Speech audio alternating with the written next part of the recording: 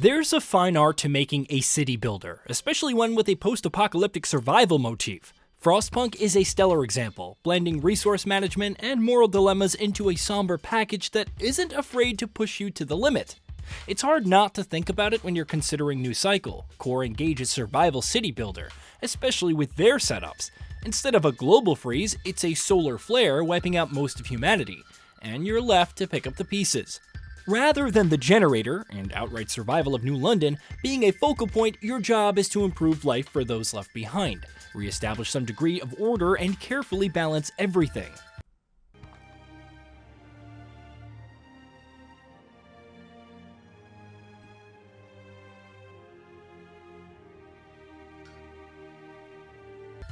As such, it's more like a traditional city builder than one would initially believe. You start with shacks to house people, take in survivors, set up gathering camps, and field camps to harvest resources like meat, mushrooms, wood, iron, and stone, and feed the populace.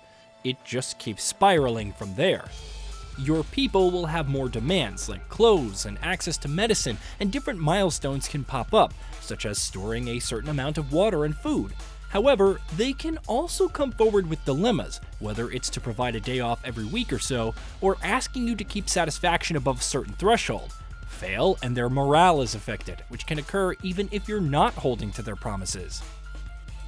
Of course, their morale will be affected anyway when a lightning strike destroys a building, a fire breaks out, a sandstorm rolls in, or even when the dreaded solar flares show signs of returning.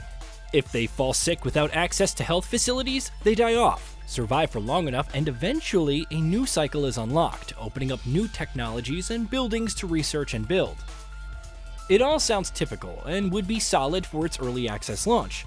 Unfortunately, several aspects drag the experience of New Cycle down when they're not adding to the overall frustration. Also, beyond the current premise of simply expanding and advancing your settlement, the game's scope offers very little that's fresh or noteworthy. Again, this is an early access release, but it's worth keeping in mind if you're hoping for something more to the experience. New Cycle offers 3 types of experiences: Sandbox, Campaign, and Sanity. Sandbox is supposedly a more chill experience, even though it's not, more on that in a bit, while Campaign injects more story. Sanity is a completely different scenario, where you lead a more advanced settlement and have to contend with the appearance of a strange illness. It's a race against time as you struggle to save the city. Unfortunately, Sanity is locked, presumably until you beat the campaign.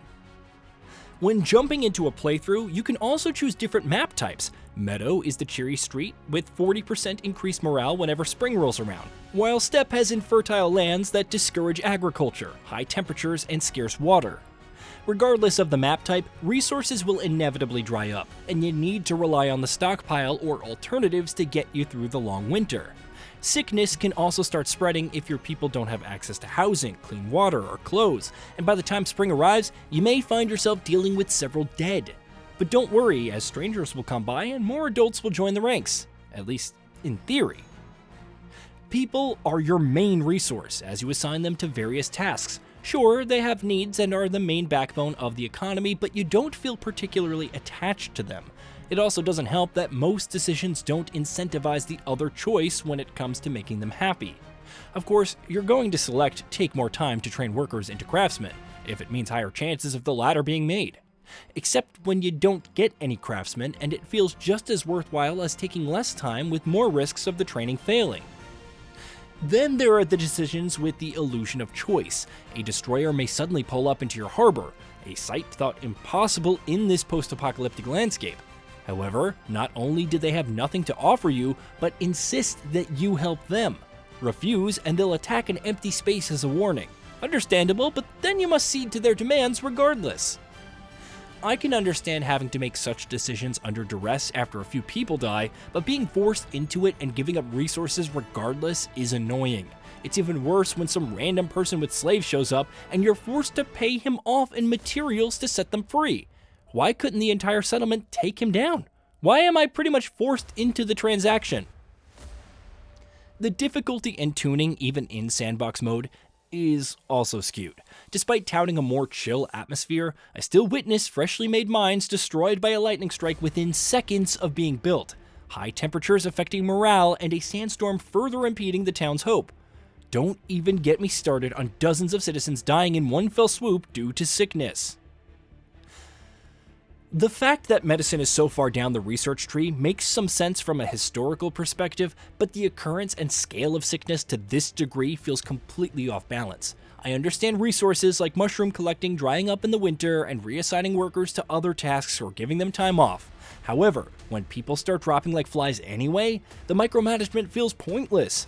The same goes for when fires break out. Even on Sandbox, the buildings are reduced to wreckage 9 times out of 10. What's the point of a full response then, and wasting so much water? Perhaps the most underwhelming part of New Cycle is that even when you get into the groove of building and planning ahead for any possible disaster, it doesn't offer much to shake up the formula. Lack of content is one thing due to its early access state. It feels like there isn't a unique hook behind developing the city. Even sending scouts out into the countryside to examine other locations for other resources and trading feels lackluster. Shout out to resetting my trade with a merchant, only to get the same items but with more in stock. Presentation-wise, New Cycle is decent. Viewing most of the available resources at a glance is simple, even if it doesn't show everything at once. There are extensive progress reports to check each material, even if structures tend to blend into the world. You can swap between different views to see which items are being produced where, how many workers are engaged in the activity, and more. It's also easy to switch between multiple structures of the same type. It isn't to say that the visuals are superior to the genre's best, but there's some attention to detail, especially when stopping to observe your people at work. The music, as generic as it can be with its foreboding tones, also isn't too shabby. The performance is also mostly well done without any major glitches. New Cycle isn't the worst city builder out there, but it's got a ways to go, especially when seamlessly incorporating its survival elements. Based on the roadmap revealed thus far, interesting features are in the works, though how significantly they affect the gameplay loop remains to be seen. For now, it scrapes by with its gameplay and little else. Hey, did you know that we at GamingBolt upload new videos every day? Stick around, drop a like, subscribe, and hit that bell, and let us know what kind of content you'd like to see in the future with a comment below.